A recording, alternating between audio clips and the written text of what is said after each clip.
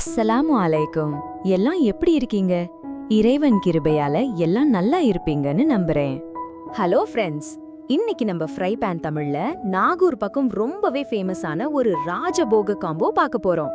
அதாங்க, மேல முறுமுறுன்னு உள்ள பஞ்சு மாதிரி இருக்கிற பாரம்பரிய நாகூர் உரட்டி, அப்புறம் அதுக்கு ஜோடியா சுளீர்னு இருக்கிற கமகம கோழியானோ. இந்த உரட்டிய சுட சுட ஆனத்துல முக்கி ஒரு வாய் சாப்பிட்டீங்கன்னா சும்மா ஸ்வர்க்கம் மக்களே. வாங்க டக்குன்னு வீடியோக்குள்ள போலாம். முதல்ல உரட்டிக்கான மாவை பிசைஞ்சுப்போம். ஒரு அகலமான பாத்திரத்துல 1/4 கிலோ பிட்டு மாவு, கூடவே 1/4 கிலோ இடியப்ப மாவு சேர்த்துக்கோங்க. இந்த 2 மாவும் சேரும்போதுதான் அந்த அசல் உரட்டி டெக்ஸ்டர் கிடைக்கும் மக்களே. இப்போ இது கூட மாவுகள் ஒன்னோட ஒன்னு நல்லா பிடிச்சு வர்றதுக்காக 75 கிராம் மைதா மாவு உள்ள போடுங்க. அடுத்து ஒரு சின்ன ஸ்வீட் டச்சுக்காக 1 டேபிள் ஸ்பூன் சீனி பவுடர், நல்ல ஒரு வாசனைய தூக்க 1 டீஸ்பூன் பெருஞ்சீரகத்தூள்,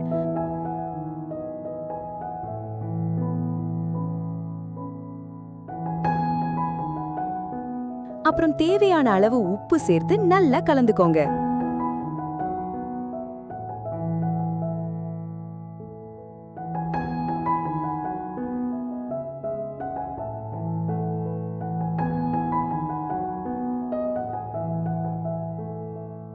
இப்பதாங்க மெயின் மேட்டரு. நல்ல கமகமன்னு மணக்கிற 50 கிராம் நெய்,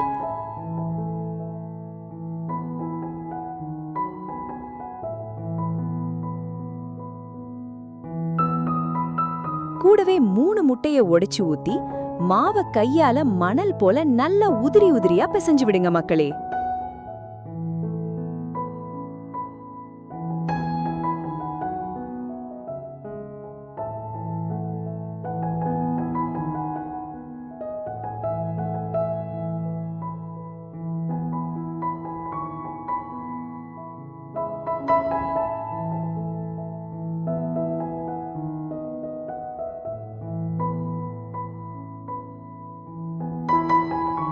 இப்போ இந்த மாவை பிசைய தண்ணி ஒரு சொட்டு கூட ஊத்தக்கூடாது.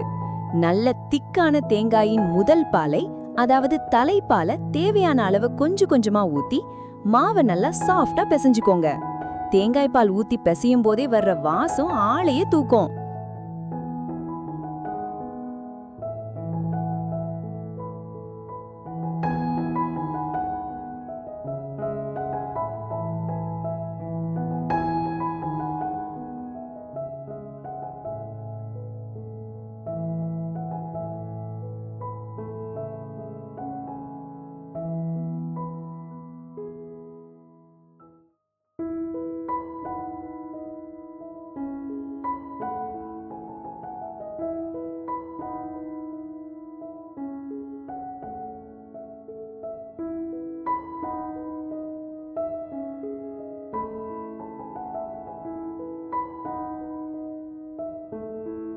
பெசஞ்ச மாவை 5 பெரிய உருண்டைகளா உருட்டி காஞ்சு போகாம இருக்க ஒரு ஈர துணிய வச்சு மூடி வச்சிருங்க மக்களே.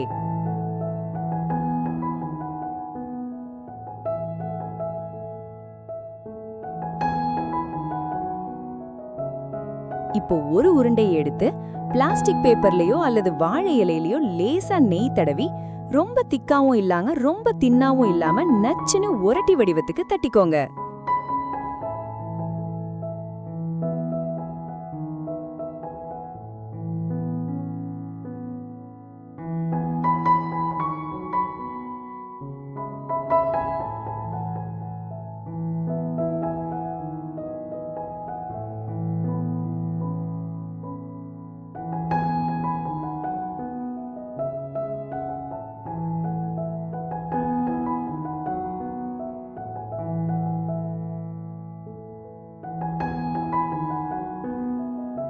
தோசைக்கல் சூடானதும் உரட்டிய மேல போட்டு சுற்றிலும் கொஞ்சமா நெய் அல்லது எண்ணெய் விட்டு லோ மீடியம் ஃப்ளேம்ல 2 பக்கமும் பொன்னிறமா ஆகுற வரைக்கும் சுட்டெடுங்க ஃப்ரெண்ட்ஸ்.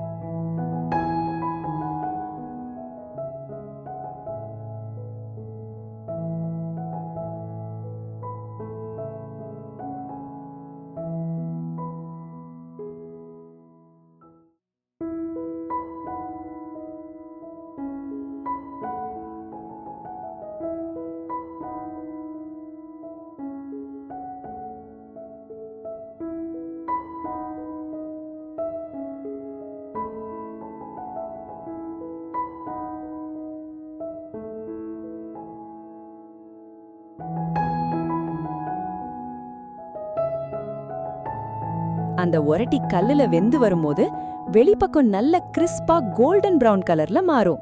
நல்ல வாசனை தூக்கும்போது கல்ல விட்டு இறக்குனீங்கன்னா நம்ம அசல் கம கம நாகூர் ஒரட்டி சும்மா அதிரடியா ரெடி.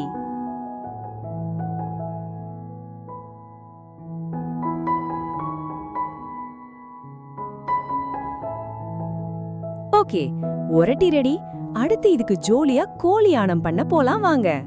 ஒரு பாத்திரத்தை அடுப்புல வச்சு 100 ml ஆயில் ஊத்துங்க.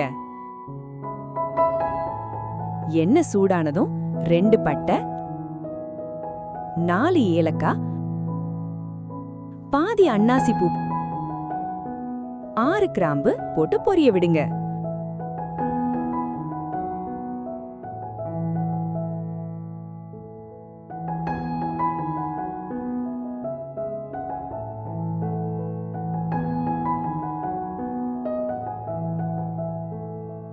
அப்புறம் நறுக்கின 2 வெங்காயம் போட்டு வதக்குங்க.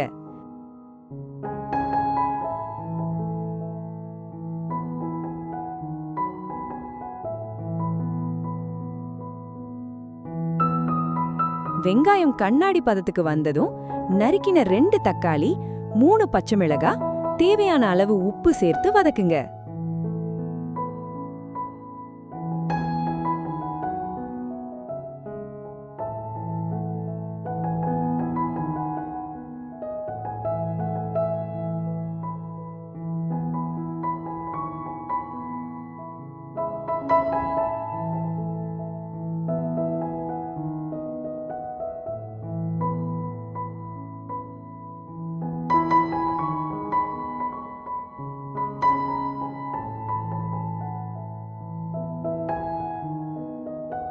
தக்காளி குழஞ்சதும் 1 கைப்பிடி மல்லி இலை, 1 கைப்பிடி புதினா இலை,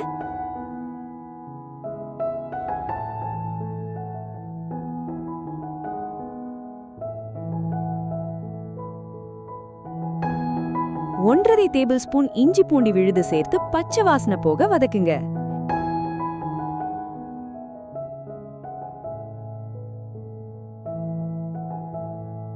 இப்போ அடுப்ப சிம்ல வச்சு 2 டேபிள் ஸ்பூன் மிளகாய் தூள், அதாவது காரத்துக்கு ஏற்ப,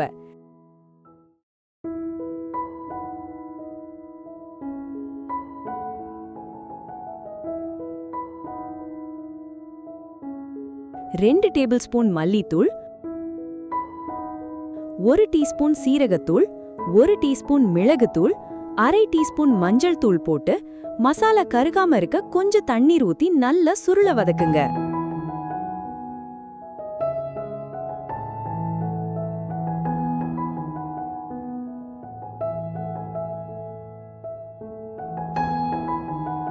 மசாலால எண்ணெய் பிரிஞ்சு வந்ததும் சுத்தமா வச்சிருக்க அரை கிலோ சிக்கனை உள்ள போட்டு நல்லா பிரட்டி விடுங்க மக்களே.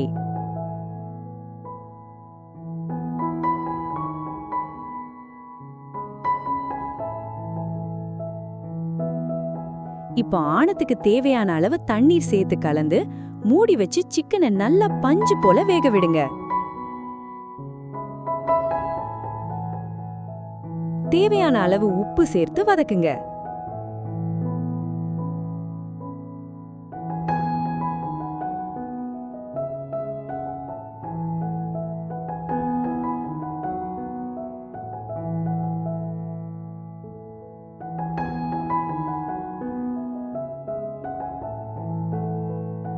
கறி வெந்து மேல எண்ணெய் மிதக்க வரும்போது இதோட ராயல் லுக்காக 25 கிராம் முந்திரி விழுக ஊத்துங்க.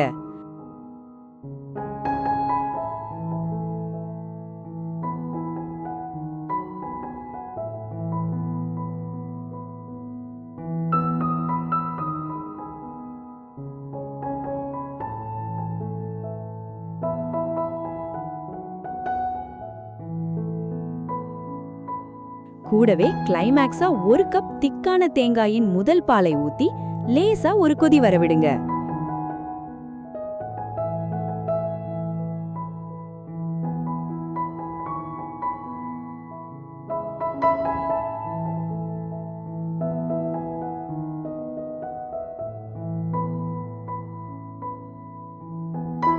கடைசியா சிறிது மல்லி இலைய தூவி அடுப்ப ஆஃப் பண்ணிட்டா கம கம கோழியானோ ரெடி.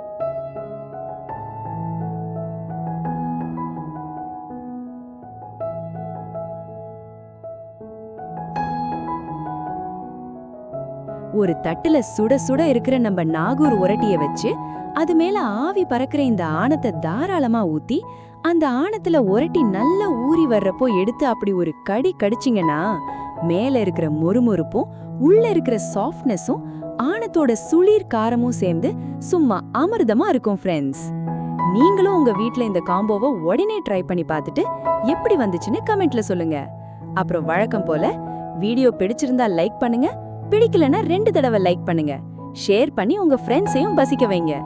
மறக்காம நம்ம ஃப்ரை பேன் தமிழ் சேனலுக்கு ஒரு சப்ஸ்கிரைப் தட்டி வேணுங்க மக்களே. இன்ஷா அல்லாஹ் அடுத்த ஒரு அட்டகாசமான ரெசிபியோட வந்து உங்களை சந்திக்கிறேன்.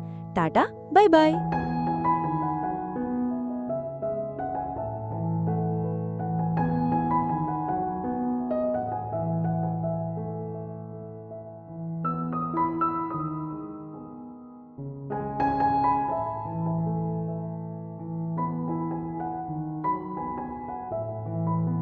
மீண்டும் ஒரு நல்ல ரெசிபியுடன் சந்திக்கிறேன். அஸ்ஸலாமு அலைக்கும்.